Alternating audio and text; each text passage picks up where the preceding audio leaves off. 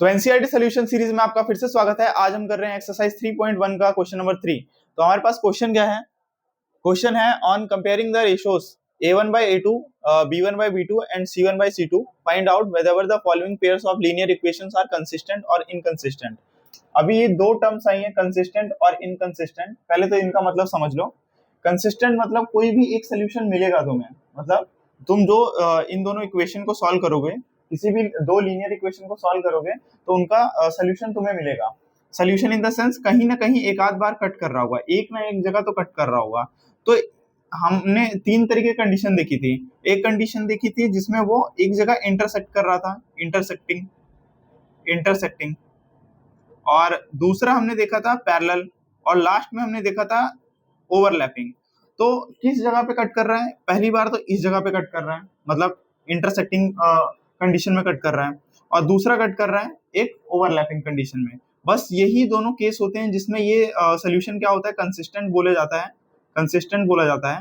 और पैरेलल के केस में ये होता है इनकंसिस्टेंट, इनकंसिस्टेंट। ठीक है, तो तुम्हें देखना है बस इनके मतलब निकालने हैं तुम्हें solution. a1 by a2, b1 by b2 और c1 by c2 निकालना है, और उसके बाद कंपेयर करना है, और फिर उसके बाद चेक करना है कि ये पैरेलल है, लीनियर है, सॉरी पैरेलल है, इंटरसेक्टिंग है या ओवरलैपिंग है। अगर ओवरलैपिंग और इंटरसेक्टिंग रहा तो इसका मतलब ये कंसिस्टेंट है, और इसकी जगह अगर पैरेलल रहा तो इनकंसिस्टेंट है। बस इतना ही देखना है तुम्हें। तो चलो सॉल्व करते हैं इसे।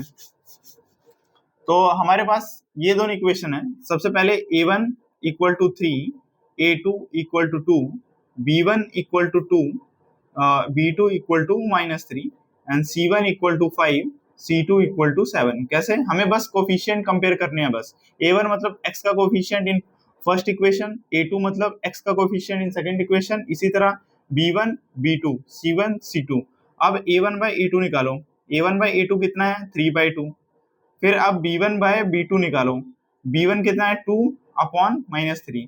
तो 3/2 और 2/3, 2/-3 ये कभी भी इक्वल नहीं हो सकते। तो इसका मतलब a1 by a2 is not equal to b1 by b2। ये कौन सा कंडीशन है? ये कंडीशन है intersecting condition, intersecting lines, intersecting lines. ठीक है, इस केस में जो लाइंस बनेंगी वो क्या करेंगे? आपस में इंटरसेक्ट करेंगी। तो इंटरसेक्ट करेंगे मतलब एक सोल्यूशन देंगे। अगर एक सोल्यूशन दे रहा है इसका मतलब ये कौन सा होगा? Consistent, consistent. अगर एक भी सोल्यूशन मिल जाता है तो वो दोनों इक्वेशन क्या होंगी? कंसिस्टेंट होंगी। अब दूसरा क्वेश्चन सॉल्व करो। दूसरे क्वेश्चन में a1 equal to 2, a2 equal to 4 और b1 equal to -3, b2 equal to -6 और c1 equal to 8, c2 equal to 9। अब देखो a1 बाय a2 निकालो। 2/4 मतलब 1/2 कट करके। फिर उसके बाद b1 बाय b2 निकालो, वो है -3/-6, माइनस माइनस कैंसिल आउट, 3 और बाय 6 क्या होता है? 1/2।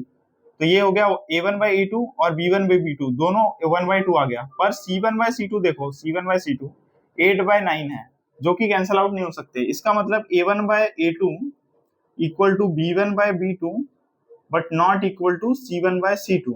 ये कौन सा केस है? ये है पैरेलल लाइंस का केस, जो कि कभी भी आपस में कट नहीं करती। और इसका मतलब अगर आपस में कट नहीं किया है तो कोई भी हमें सोल्यूशन नहीं मिलेगा। No solution, no solution, no solution मतलब इनकंसिस्टेंट, इनकंसिस्टेंट, कंसिस्टेंट। ठीक है, अब चलो थर्ड वाला क्वेश्चन करते हैं। इसमें a1 कितना है? 3/2, a2 कितना है? 9, b1 कितना है? 5/3, b2 कितना है? -10, c1 कितना है? 7, c2 कितना है? 14। तो चलो a1 by a2, a1 by a2 equal to 3/2 upon 9। ठीक है, 3/2 अपॉन 9 इसको किस तरह, तो हम सॉल्व कर रहे थे a1 by a2। a1 by a2 कितना है अपना? 3/2 अपॉन 9। तो देखो 3/2 और ये 2 क्या आ जाएगा? डिनोमिनेटर में आ जाएगा। ठीक है, ये 2 क्या हो जाएगा? डिनोमिनेटर में आ जाएगा। तो ये 3/2 इंटू 9 हो गया। तो 9 से हम इसको कट कर सकते हैं। 3 1 जा 3, 3 2 जा, सॉरी 3 3 जा 9। तो इसको लिख सकते हैं 1/6। ठीक है, 2 इंटू 3 6, 1/6 आया a1 बाय a2। अब b1 बाय b2 देखते हैं तो कितना आएगा? b1 by b2 5/3 upon -10। तो ये आ जाएगा 5/3 इंटू -10। तो माइनस ऊपर आ गया हमारे पास यहाँ पर, और ये 5 1 जा 5, 5 2 जा 10। तो ये आ जाएगा -6, -1/6। A1 by A2 1/6, B1 by B2 minus क्या कहते हैं 1/6। तो इसका मतलब ये क्या हो गया, A1 by A2 not equal to B1 by B2। इसका मतलब ये क्या होगा, single solution intersecting line, intersecting lines, ठीक है। इसका मतलब कंसिस्टेंट सोल्यूशन। अब देखो फोर्थ क्वेश्चन में क्या बोल रहा है, A1 इक्वल टू 5 है, A2 इक्वल टू -10 है, B1 इक्वल टू -3 है, B2 इक्वल टू 6 है, C1 इक्वल टू 11 है, C2 इक्वल टू -22 है। तो A1 by A2 देखो, A1 by A2 equal to 5 by -10, तो 5 1 जा 5, 5 2 जा 10, तो ये आ जाएगा -1/2। और फिर उसके बाद B1 by B2 देखो कितना है, -3/6, इसको लिख सकते हैं -1/2।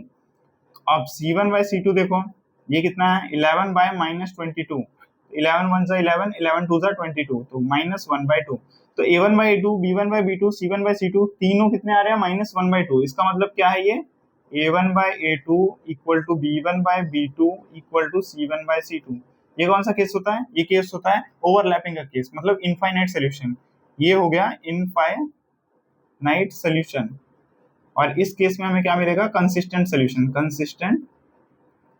सोल्यूशन, ठीक है। अब देखो फिफ्थ क्वेश्चन, लास्ट क्वेश्चन करते हैं। तो लास्ट क्वेश्चन अपने पास A1 equal to 4/3, A2 equal to 2, और B1 equal to 2, B2 equal to 3, C1 equal to 8, C2 equal to अपने पास 12। तो A1 by A2 equal to 4/3/2, मतलब इसको लिख सकते हैं 4/3 इंटू 2, तो ये आ जाएगा 2 इंटू 2 4, तो ये आ जाएगा 2/3। A1 by A2 कितना आ गया 2/3, B1 by B2 equal to 2/3, और C1 by C2 कितना आ जाएगा 8/12, मतलब 4 2 जा 8, 4 3 जा 12, तो 2/3। तो इसका मतलब A1 by A2 equal to B1 by B2 equal to C1 by C2, तीनों क्या आ रहे हैं इक्वल। इसका मतलब इनफाइनाइट सोल्यूशन मतलब कंसिस्टेंट सोल्यूशन, ठीक है।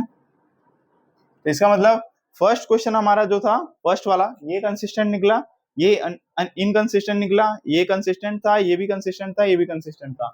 तो अब मिलते हैं नेक्स्ट क्वेश्चन में। तो इसी तरह के पूरे एनसीईआरटी के सोल्यूशन के लिए इस चैनल को सब्सक्राइब करके रखें। तो मिलते हैं नेक्स्ट वीडियो में। Thanks for watching.